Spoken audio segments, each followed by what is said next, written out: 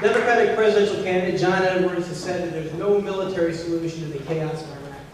He has called for the immediate withdrawal of 50,000 troops from Iraq and complete withdrawal of all combat troops within 9 to 10 months. Do you support Senator Edwards' position on Iraq?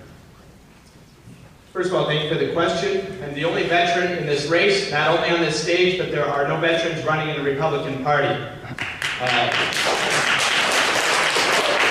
I served for 3 years of my life as an intelligence analyst in the Middle East. I opposed the Iraq War from the beginning. I continue to oppose the occupation of Iraq. During the last debate, this issue came up, and again, one of my opponents wants to continue funding the rebuilding effort, the other one wants to continue funding the military effort, and I'm the only candidate who has said the only thing that Congress can do is to cut funding for the war. This is how we ended the war in Vietnam.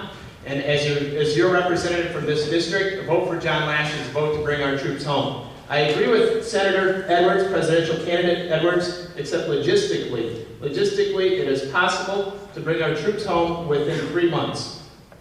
Thank you.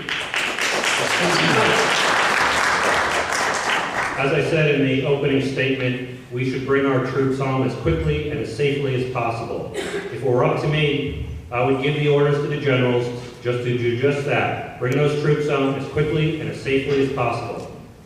Whether that means in 1 month or 2 months or 3 months, I'll leave that to the generals because we want to make sure that none of our troops die in the process of a chaotic withdrawal. But the order would be given, and I would support a Democratic president who will hopefully be elected to give the order to withdraw those troops in a safe way, and in a quick way, in an efficient way, so we bring those troops home, because those troops, Mr. Edwards is exactly right. We will not bring democracy. We cannot impose democracy on Iraq. We can't fix the problems in Iraq. The Iraqis need to take responsibility for governing their own country.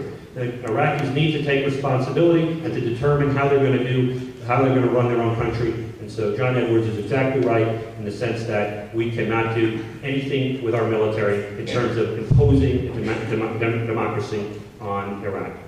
Thank you, Mr. Foster. Well, I guess once again we find ourselves in violent agreement here. The issue, to my mind, is how do you appropriately apply pressure to George Bush to let him, see the light on this issue. I think that it seems likely at this point that there's going to be a special election here, and that we won't have to wait for November of next year to send a message to the Republicans, that we'll be able to have our voices heard in a national referendum on George Bush's policies, sometimes perhaps in late February, early March. And if that actually comes to pass, then, as I say, this will become a national referendum, and voters in this district will have an opportunity to express their sentiments in a vote that will be heard around the country and around the world. And so I think this is the thing we have to look forward to. This is the thing we have to be certain of, that we put together the right team to defeat the Republicans in this district, and do so decisively, and let the world know that no one supports George Bush's state of course strategy in this.